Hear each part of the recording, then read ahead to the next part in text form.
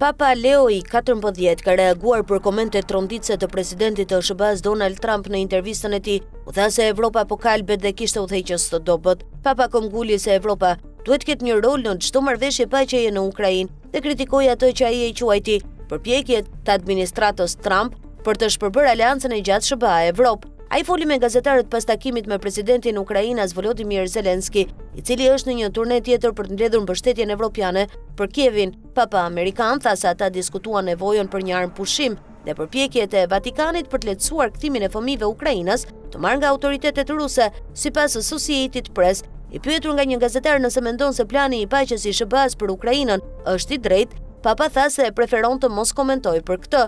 Zelensky ka thënë se ka 3 dokumente në marrëveshjen e paqes që po diskutohen me partnerët amerikan dhe evropian, një dokument kornizë prej 20 pikash, një dokument të dytë me garanci sigurie dhe një dokument të tretë në lidhje me rimëkëmbjen e Ukrainës. Ndërkohë, ditën e djeshme presidenti manjati i SBA Donald Trump ka nisur një tjetër seri kritikash ndaj udhëheqësve evropian, të cilët i quajti të dobët dhe të paaft për të përballur me sfidat aktuale.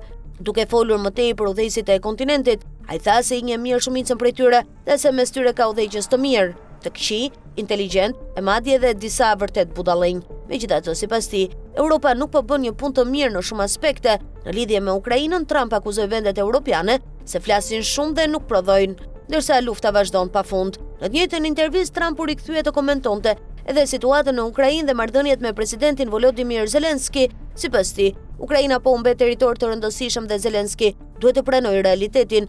Ai po ashtu deklaroi se ka ardhur koha që në Ukrainë të mbahen zgjedhje.